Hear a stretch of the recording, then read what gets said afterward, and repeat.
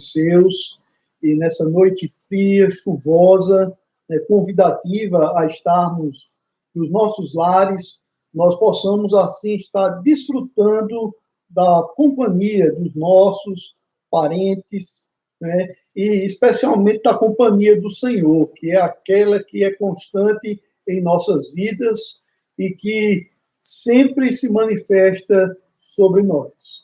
Vamos orar, pedindo assim a direção do Senhor para esses instantes, embora hoje seja só um teste da nossa live, mas é um momento também de culto, é um momento também da nossa devoção, é um momento onde nós buscamos a presença do Senhor, na certeza que o Senhor está conosco e que o Senhor recebe a nossa adoração, recebe o nosso louvor, recebe também a nossa gratidão, bem como também aquele que aplica a sua palavra aos nossos corações. Senhor, nós queremos te dar graças por essa noite, noite que o Senhor fez e que o Senhor permite estarmos juntos, apesar da distância geográfica, mas unidos em espírito, em comunhão, para juntos ouvirmos a tua voz. E pedimos que o Senhor esteja visitando cada um dos nossos irmãos em seus lares, que o Senhor esteja os abençoando nessa noite, suprindo as suas necessidades, livrando-os do mal, Senhor. E que, acima de tudo, que essa noite seja uma noite onde desfrutemos de comunhão com o Senhor, e o Senhor fale aos nossos corações mediante a tua palavra. Em teu nome que nós te oramos. Amém.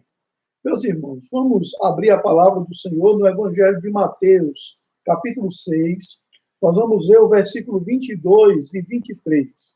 Evangelho segundo Mateus, no capítulo 6, o versículo 22 e o versículo 23. Nos diz assim a palavra do Senhor. São os olhos a lâmpada do corpo. Se os teus olhos forem bons, todo o teu corpo será luminoso. Se, porém, os teus olhos forem maus, todo o teu corpo estará em trevas. Portanto, caso a luz que em ti há sejam trevas, que grandes trevas serão? Meus queridos, nós, seres humanos, sofremos muitos de problemas de visão. Talvez você que está me ouvindo seja um destes, né? Que tenha algum problema na sua visão. Talvez você sofra da hipermetropia, da miopia, do estrabismo, estigmatismo, quanto a outros problemas que muitas vezes afetam os nossos olhos e que dificultam a forma de nós enxergarmos ao nosso redor. Não é à toa que já há alguns séculos os médicos inventaram os óculos que nos ajudam, assim, a enxergarmos melhor o mundo ao nosso redor e, consequentemente, termos uma vida mais normal, mais tranquila. Mas, infelizmente, há muitas pessoas que têm problema de visão e que não é apenas um problema de caráter físico, mas é um problema da sua alma, é um problema no seu interior, que, consequentemente, tem trazido dificuldades para que ele possa, assim, encararem e enxergarem a pessoa de Deus. São pessoas, irmãos, que vivem a sua vida como se Deus não existisse. Muitos até chegam a frequentar nossas igrejas, estão presentes em nossos cultos, cantam, oram, leem a Bíblia, ofertam, mas, no entanto, a sua devoção se limita aos momentos em que estão no templo e que, quando vão para as suas casas, se tornam ateus práticos, vivem como se Deus não existisse. São pessoas, irmãos, muitas das quais que se recusam a enxergar o cuidado de Deus e as bênçãos que Deus derrama sobre todos nós.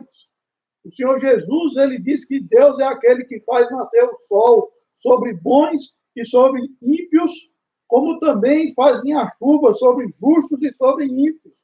Mas essas pessoas, elas sempre enxergam o lado negativo da vida. E quando abrem a sua boca, é sempre para falar, é sempre para apontar, é sempre para questionar o cuidado de Deus.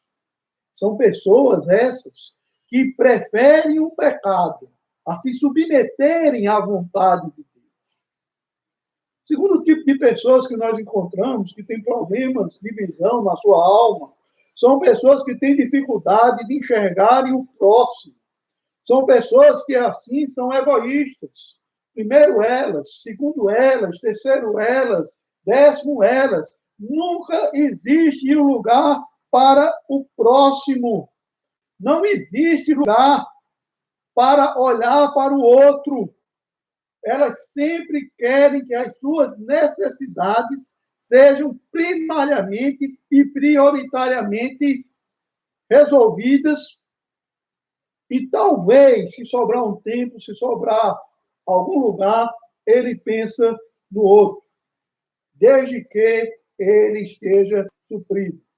São pessoas, irmãos, que preferem o pecado, né? Assim, melhor falando, são pessoas que não conseguem perdoar, né? Pessoas que carregam mágoa no coração, coisas que elas narram que parece que aconteceu semana passada, quando você começa a conversar com ela, são fatos que ocorreram há 10, 20, 30 anos, e elas continuam carregando esse fardo em seus corações, continuam carregando esse peso nos seus corações, e quando abrem a boca, o que se encontra são palavras de amargura, de tristeza e de frustração. São pessoas ainda que não existe lugar para solidariedade para elas. Pessoas, irmãos, que assim a vida e nunca olham para o outro.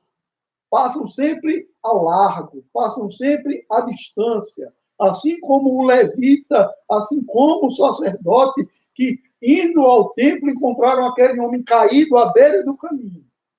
Essas pessoas, elas nunca olham para o outro com um olhar de amor, com um olhar de graça e com um olhar de misericórdia. Mas ainda, irmãos, essas pessoas, elas têm dificuldade de enxergarem quem realmente são. Elas não param para fazerem uma autoavaliação. Elas não parem para olharem para si mesmas, diante do espelho, e considerarem o quanto são pecadoras, o quanto são carentes da misericórdia do Senhor, o quanto são carentes da graça de Deus. E, consequentemente, quando elas olham o mundo afora, elas sempre olham de maneira negativa. As suas palavras são palavras amarguradas. A sua forma de viver sempre são de maneiras destrutivas. Nunca tem nada de bom. Nunca tem nada de agradável para falar. De louvor para poder louvar ao Senhor. E de gratidão para poder agradecer a Deus pelo seu cuidado. Mas nessa noite eu quero pensar com você como nós podemos mudar essa realidade, como nós podemos sair desse grupo que eu acabei de citar, caso você se encontre em algum momento fazendo parte dessa triste realidade, como nós podemos superar essas barreiras e essas dificuldades que tanto transtornam a nossa vida, nos afastam de Deus, nos afastam do nosso próximo e tiram, consequentemente, a alegria de viver. Eu quero lhe convidar a pensar nessa noite sobre como nós podemos ver a vida sob a ótica de Deus. Em primeiro lugar, meu querido, minha querida, se você quer ver a vida sob a ótica de Deus, contemple o belo. Contemple o belo.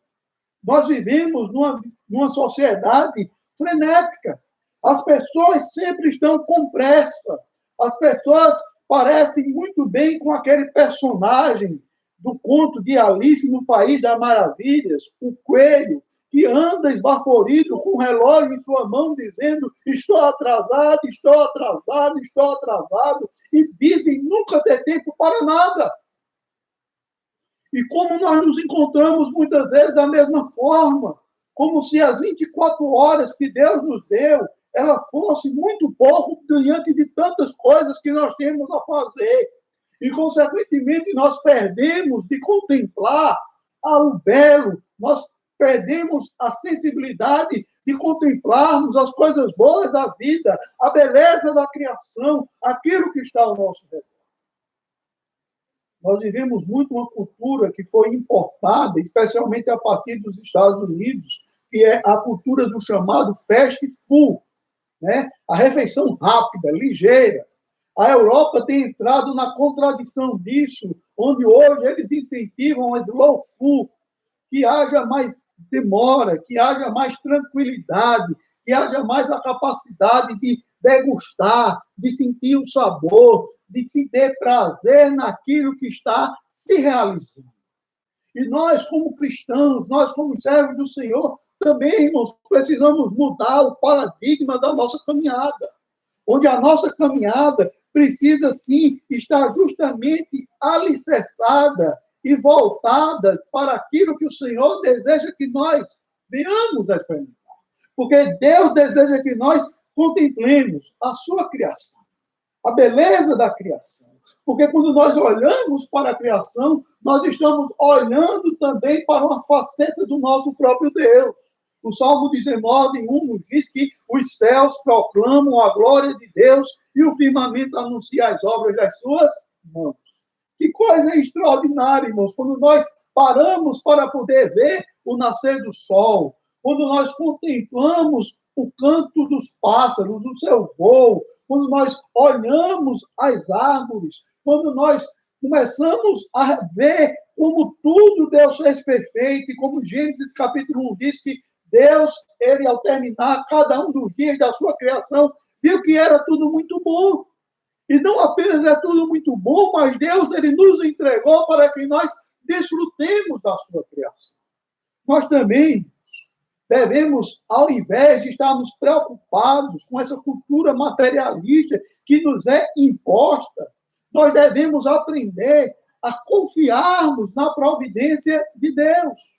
Mateus capítulo 6, do versículo 24 ao versículo 34, versículo 25, melhor falando, ao 34, o Senhor Jesus, como eu já falei em outro momento, ele está tratando aqui daquilo que muitas vezes está permeando o nosso tempo, daquilo que muitas vezes nós gastamos a nossa vida, que é justamente na preocupação da acumulação de bens, na preocupação de quantas roupas nós teremos, na feira com que comeremos, o que nós haveremos de beber, né? Nós fazemos muitas vezes muitos planos e corremos num frenesi atrás de adquirirmos bens materiais, coisas que muitas vezes são superficiais, que nós não necessitamos.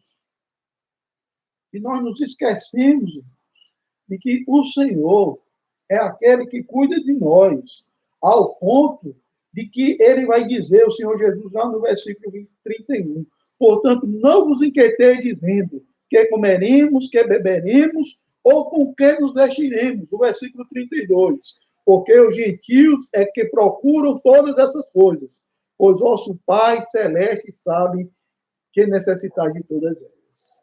Veja, o Senhor sabe o que nós necessitamos. E não apenas sabe o que nós necessitamos, como Ele vem e supre as nossas necessidades. Não é à toa que lá no Salmo 127, versículo 1, a parte B, ele vai dizer que aos seus amados Ele dá enquanto dorme. Enquanto nós descansamos, Deus está trabalhando ao nosso favor. Precisamos, irmãos, aprender a desfrutarmos das misericórdias do Senhor. A cada manhã, o Senhor renova sobre nós as suas misericórdias e demonstra quão grande é a sua fidelidade para conosco, conforme Lamentações, capítulo 12, versículo 22 e 23. E nós precisamos, irmãos, entender que a cada dia Deus está cuidando de mim e de você de maneira extraordinária que vai além da nossa compreensão. Rubem Alves, ele dizia o seguinte, que quem sabe que o tempo está fugindo, descobre subitamente a beleza única do momento que nunca mais será. Por isso, meu querido, minha querida irmã, eu quero lhe convidar nessa noite a você ver a vida sob a ótica de Deus e a contemplar o belo, aquilo que Deus tem feito, tem me presenteado a cada novo dia. Em segundo lugar, eu quero lhe convidar a você ver a vida na ótica de Deus. E para ver a vida na ótica de Deus, é necessário que você viva o hoje. Viva o hoje. Veja, irmãos, muitas vezes nós estamos preocupados justamente com o nosso amanhã, com aquilo que nós teremos daqui a um dia, daqui a um mês, daqui a um ano, daqui a 10 anos. E nós começamos a viver uma vida frenética, correndo, e nos esquecemos, irmãos, de Deus. Muitas vezes nós estamos como alguns grupos, né? Aqueles grupos que são formados por pessoas levianas, pessoas que não refletem nas suas ações. São pessoas que, como os estoicos, que diziam nos dias da Grécia Antiga, comamos e bebamos, porque amanhã morreremos. São pessoas inconsequentes, que vivem o hoje, sem se preocupar de maneira alguma com aquilo que virá. Mas, por outro lado, existem também pessoas que vivem sendo tomadas pela ansiedade. E o Senhor Jesus, ele vai nos dizer claramente que nós não devemos andar ansiosos de coisa alguma, né? Ele chama a nossa atenção justamente para o cuidado de Deus e de que basta a cada dia o seu próprio mal. E é por isso, irmãos, que ele nos convida assim, a vivermos o hoje, mas vivermos o hoje na perspectiva divina. E quando nós vivemos o hoje sobre a ótica de Deus, na perspectiva daquilo que Deus quer que nós vivamos, nós iremos buscar em primeiro lugar o seu reino, a sua justiça e as demais coisas que nós precisamos. O Senhor é aquele que há de nos acrescentar, é aquele que há de nos presentear com aquilo que nós parecemos. Nós precisamos, irmãos, assim, no dia de hoje, estar priorizando a nossa comunhão com Deus. Eu já falei nessa noite de que tem muitas pessoas que, embora frequentem a igreja, cantem, orem, leiam a Bíblia, dizimem, ofertem ao Senhor, mas vivem a vida cotidiana como se Deus não existisse. E essas pessoas, irmãos, estão pecando. E se nós estamos agindo assim, também estamos pecando, porque o convite do Senhor é que nós priorizemos a nossa comunhão com Ele. Por isso que Ele vai dizer, buscai, pois, em primeiro lugar o seu reino e a sua justiça. Deus precisa ser assim, a prioridade nas nossas vidas. E nós precisamos, assim, viver a nossa vida na perspectiva da eternidade. Não é à toa que o apóstolo Paulo vai nos dizer que a nossa pátria está nos céus. E é para lá que nós nos direcionamos. Nós precisamos, irmãos, não permitir que as coisas deste mundo preencham os nossos corações. Que nós vamos tão preocupados com as coisas do aqui, do agora, e nos esqueçamos de onde está o nosso tesouro. Lá onde não há choro. Lá onde juntos cantaremos todos hinos de louvor ao Senhor. J.C. Halley nos diz assim: não devemos carregar preocupações antes do tempo próprio, pois a única coisa que podemos ter certeza é que se o dia de amanhã nos trouxer uma cruz, aquele que a envia pode e irá nos enviar a graça necessária para a carregar. Por isso, meu querido, minha querida, viva a vida na ótica de Deus, mas viva hoje para a glória do Senhor. Terceiro e último lugar, a terceira e última verdade, que nós devemos contemplar a vida na ótica de Deus, ver a vida na ótica de Deus, nós precisamos aprender a ver o melhor nos outros. Nós precisamos aprender a ver o melhor nos outros. Nós vivemos num mundo, irmãos, que nos empurra e nos ensina a vivermos em constante disputa em constante conflito com o nosso próximo, onde nós somos ensinados que somente os fortes sobrevivem. O mundo da chamada meritocracia, onde as pessoas, para atingirem os seus objetivos, elas não estão preocupadas com o meio, porque o meio justifica os fins. Para muitas pessoas, essa, infelizmente, tem sido uma triste realidade. Mas, meus queridos, minhas queridas, se nós queremos viver um mundo, viver a vida, melhor falando, sobre a ótica de Deus, nós precisamos olhar para o nosso próximo, assim como o nosso Senhor Jesus olhava para eles. E o texto de Mateus, capítulo 10, diz que o Senhor Jesus olhava para as multidões e ele se emocionava, se entristecia, porque via elas como ovelhas sem pastores, que careciam de alguém que as cuidasse, que as amasse, que as protegesse, que estivessem prontos a sentir as suas dores. Por isso que quando nós somos desafiados a contemplarmos o melhor do outro, nós precisamos mudar a forma como nós encaramos ao nosso próximo. Precisamos olhar para ele com um olhar de amor, porque o Deus a quem nós servimos, conforme o testemunho bíblico do apóstolo João, em 1 João 4, versículo 10, diz que Deus é amor. E se Deus é amor, e se nós somos filhos do Deus Pai Celestial, como afirmamos ser, nós também precisamos ter um coração cheio de amor. Nós vivemos num mundo, como eu já falei, egoísta, em que as pessoas estão preocupadas em suprirem as suas carências, as suas necessidades, mas muitas vezes se esquecem de olhar para o outro, com um olhar de amor, com um olhar de graça, com um olhar de misericórdia, e não apenas olhar, mas agir em favor desse próximo. Como muitas vezes nós sabemos em João 3,16, esquecemos de 1 João 3,16. E esse texto de 1 João 3, que é riquíssimo, que vai dizer, né, que se eu ver o meu irmão passar necessidade e eu despeço em paz, e não me comovo com a necessidade do meu irmão, como posso afirmar que o amor de Deus está em mim? Precisamos, irmãos, ter esse olhar de solidariedade, de cuidado, de zelo, de que vai e supre a fome do faminto, que veste aquele que está nu, que visita o que está enfermo, que verdadeiramente se condói ao ver as pessoas por aí, vagando como ovelhas sem pastor, perdidas e que carecem de um rumo, de uma nova direção. Precisamos, irmãos, aprender a ver coisas boas no nosso próximo. Um filósofo moderno chamado Jean-Paul Sartre, ele afirmava que o inferno é o outro.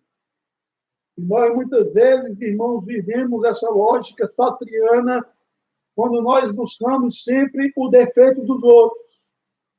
Nós temos uma facilidade muito grande de criticar, temos uma facilidade muito grande de apontar defeitos, mas nós precisamos, irmãos, também começar a evidenciar as coisas boas que o próximo tem. Olharmos coisas boas que ele pode fazer, que ele faz.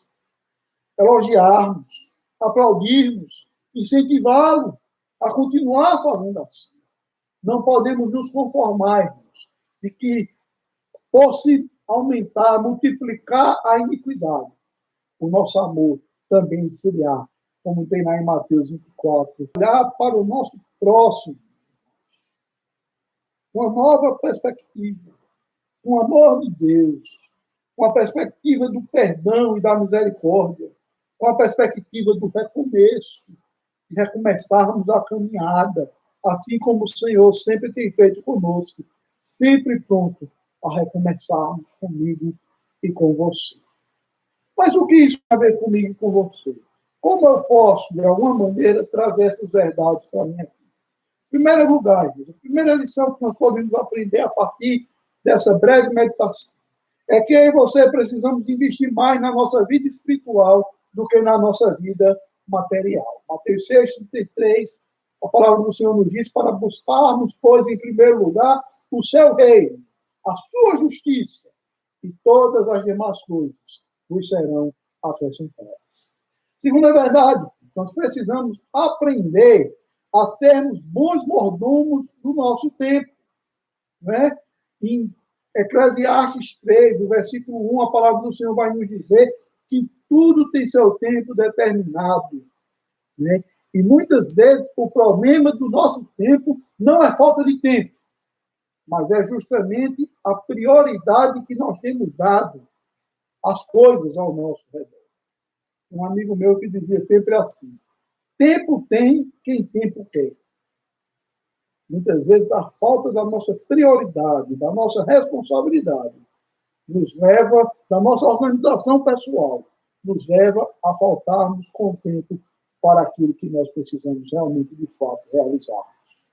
Terceira verdade, precisamos aprender a sermos prudentes, mas, ao mesmo tempo, precisamos aprender a descansarmos sobre a poderosa mão de Deus que cuida de nós.